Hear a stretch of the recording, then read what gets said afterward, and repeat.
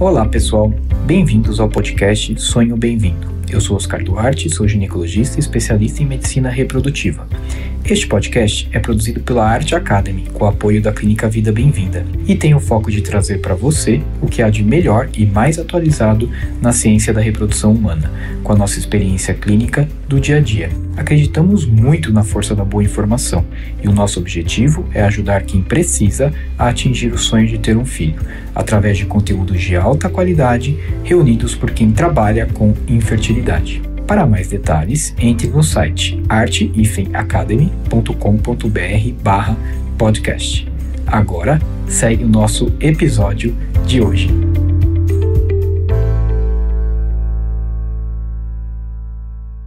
E hoje eu vou conversar com o Dr. Lucas Yamakami. O Dr. Lucas é médico formado pela Faculdade de Medicina da USP. Ele fez residência médica em ginecologia e obstetrícia no Hospital das Clínicas, onde ele foi médico preceptor. Ele também possui título de especialista em ginecologia e obstetrícia pela Febrasgo e é membro da Sociedade Paulista de Ginecologia e Obstetrícia, que é a SOGESP, e da Sociedade Americana e Europeia de Reprodução Humana. Ele também teve o seu doutorado feito pela Faculdade de Medicina da USP, na área de reprodução humana, e atualmente é médico da Clínica Vida Bem-vinda. A gente vai conversar um pouquinho sobre o tema abortamento de repetição e o uso de bioimunológicos, que foi a aula que o Dr. Lucas deu pra gente na reunião clínica da Vida Bem-vinda na última semana. Vamos lá? E aí, Lucas, tudo bem? Opa. Seja bem-vindo a mais um podcast. Olá, Oscar, tudo bem? Prazer. Bom, nosso podcast aí, né? Eu sou bem-vindo. Sempre uma honra participar. Muito obrigado aí por topar. Hoje a gente está inaugurando aí um novo modelo, né, Lucas, de podcast, um podcast mais curto, um short podcast, que a gente vai fazer aí em todas as nossas reuniões clínicas. Então, para quem não sabe, aqui na Vida Bem-vinda a gente tem uma reunião clínica científica semanal, né, normalmente às quartas-feiras, e a gente sempre tenta trazer temas aí que são relevantes para a nossa área de reprodução humana. E na última reunião que a gente teve, o Lucas apresentou uma aula sobre aborto de repetição e uso de bioimunomoduladores. É isso, Lucas? É isso mesmo, foi uma aula que, na verdade, eu fiz a convite da SOGESP esse ano, 2021, e que deve ser veiculada aí daqui a pouco, porque a SOGESP esse ano vai ser diferente, vai ser um modelo online em um intervalo maior de tempo, né? E eu aproveitei esta aula, modifiquei algumas questões e trouxe para a gente estudar na Vida Bem-vinda, porque é um tema muito legal, muito bacana e controverso. Vamos lá. Legal. Bom, para quem não sabe, SOGESP é o congresso que a gente tem dos ginecologistas e obstetras, né, daqui do estado de São Paulo. Talvez seja o maior congresso de ginecologistas e obstetras do Brasil. Com certeza é. É o maior congresso, né, de ginecologia e obstetrícia do Brasil, maior do que o da e Febrasgo. número de participantes. Com né? certeza. Eu acho que eu vou falar coisas mais profundas aí, né, Oscar? Então vai ser tanto para o médico, às vezes a gente tem muita paciente ou muitas mulheres em tratamento ou que tiveram problemas que ficam de olho no que a gente fala, escutando tudo que a gente fala, né? Mas esse é um podcast talvez um pouco mais técnico. O que você acha? Acho que sim. Mas eu vou tentar trazer, na medida do possível também, Lucas, alguns conceitos mais básicos, né? Até porque tem médicos que não são propriamente especialistas em obstetrícia ou em abortamento e que querem saber um pouco mais sobre o assunto. Então, acho que a gente poderia rapidamente só definir para as pessoas o que é aborto de repetição, né? O que a gente considera aborto de repetição? Existem diversas definições. A definição clássica de abortamento de repetição são perdas gestacionais clínicas, ou seja, uma mulher que engravida, que não só tem o teste de gravidez positivo, mas que tem ou um ultrassom com um saco gestacional, saco da gravidez, né? Ou ela tem uma perda desse tecido gestacional que é documentada através de exame anatomopatológico. Então, isso é o abortamento clássico. E para você ter recorrência, o que se considera de maneira mais rígida seriam 3 abortamentos consecutivos, né? 3 perdas consecutivas. Agora, a definição mais moderna, que a gente acaba adotando até na Vida Bem-vinda, é quando você tem uma perda gestacional e a gestação aí é definida apenas como beta positivo. Então, teve um beta positivo, já está grávido. E a gente considerar 2 perdas gestacionais. É o que hoje eu adoto, o que hoje boa parte dos médicos adotam, que a sociedade, por exemplo, a Sociedade Europeia de Reprodução Humana adota. Então, resumindo, 2 perdas gestacionais que podem ser muito precoce, só com beta positivo, já é considerada como perda recorrente. É isso. Legal.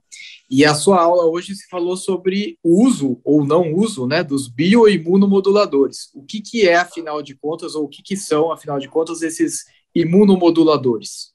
Então, a minha aula o tema foi o tema que eu recebi. Então, a minha aula é uma interrogação, na verdade, ela é uma dúvida. Será que há espaço para os tratamentos bioimunológicos? Essa é a questão, né?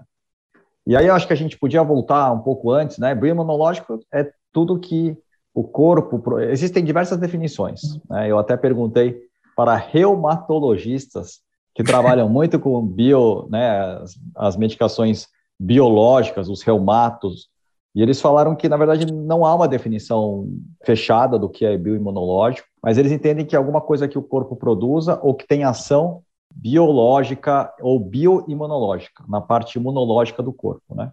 E que, preferencialmente, o corpo produzisse. Só fazendo um adendo, pode ser produzido pelo corpo ou pode ser feito de maneira recombinante, enfim, mas aí é uma questão de tecnologia. Então, antes da gente falar sobre essa questão, a gente podia voltar um pouco no tempo, porque a minha aula começou assim, mostrando como a gravidez é um momento muito específico da vida da mulher, onde há um crescimento de um ser humano dentro dela, do bebê, do feto, né, que é imunologicamente diferente dela. Isso é importantíssimo. E esse crescimento acontece de maneira absolutamente harmônica. Então, é o único momento da nossa vida, no caso da vida das mulheres, que isso acontece. Não há um momento parecido no ser humano. E para isso acontecer, existe uma série de mecanismos de tolerância que fazem com que a gravidez dê certo. E você sabe disso, né, Oscar? A gente escuta muito assim, isso é besteira, isso não tem comprovação científica, isso não sei o quê. Por exemplo, sobre marcadores imunológicos ou marcadores de problemas imunológicos da gravidez. Um deles são as células natural killer, NKs, tanto no sangue quanto no útero. A gente falou um pouquinho de TNF-alfa, que é um marcador também, que é mais controverso ainda, né? Anticorpos em geral, né? Então, a grande questão é como a gravidez é um fenômeno muito imunológico, né? Muito baseado em processos imunológicos, e como isso pode dar errado, né? E quando dá errado, você pode ter perdas recorrentes. Não sei se você pensa alguma coisa a respeito disso, enfim. Assim, se a gente for pensar na lógica da manutenção da gravidez, faz todo sentido que exista um fator imunológico de abortamento, né? Não é possível que não existam abortos que sejam de causa imunológica. Eu acho que nisso há uma concordância. Eu acho que a grande questão que os médicos questionam é realmente em relação a como detectar isso, como diagnosticar isso, e uma vez diagnosticado, como tratar, que foi um pouco do que você trouxe para essa aula, né? Do ponto de vista prático, Lucas, o que está à nossa mão hoje para a gente investigar esse fator imunológico como causa de um abortamento? O que você faz no seu dia a dia? Então, o que eu faço é uma avaliação por exame de sangue. Então, eu peço marcadores que avaliam a resposta imune daquela mulher.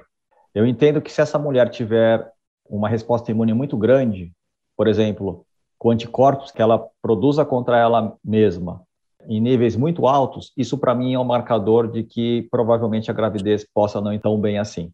Então eu peço sim anticorpo antitireoide, o principal é o anti-TPO, e dos exames que eu peço são as células natural killer no sangue, que é super controverso, mas que há estudos, inclusive eu citei aqui uma meta-análise que foi publicada em 2014 na Human Reproduction Update, uma das revistas de maior impacto na nossa área, e que foi feita pela Seth Sankara, que é uma autora muito famosa em produção humana, e que mostra que mulheres com abortamento de repetição, por exemplo, têm aumento de células natural killer, tanto em porcentagem quanto em número absoluto. Então, é um exame que eu peço. Eu peço, eventualmente, até FAN, que são anticorpos antinucleares, é um marcador mais inespecífico, mas quando muito aumentado me chama a atenção.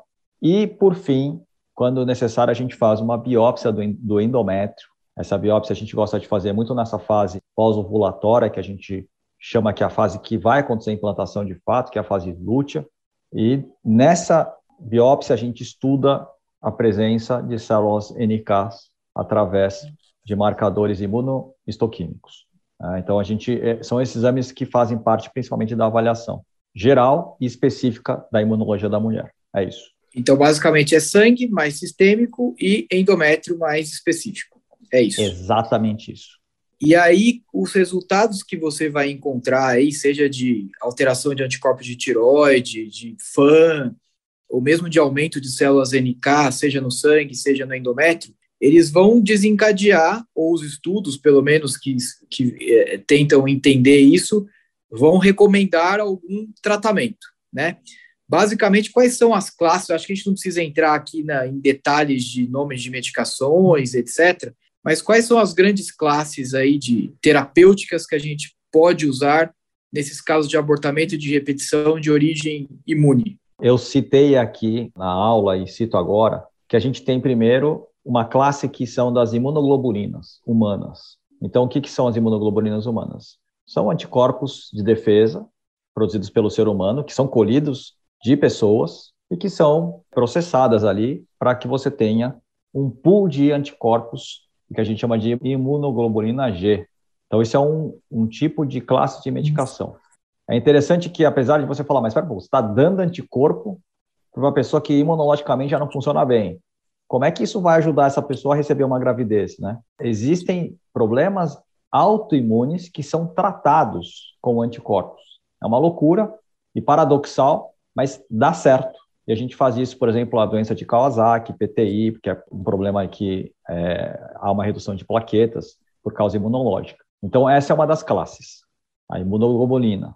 A outra classe é, por exemplo, você usar um emulsificado de lipídios, de gordura, que tem, no final das contas, o mesmo objetivo, que é reduzir as células, ou reduzir células NK, ou reduzir a atividade imunológica. E um dos nomes comerciais que a gente fala muito é o intralipide. As mulheres que pesquisam, que sabem, ou os médicos reconhecem como intralipide.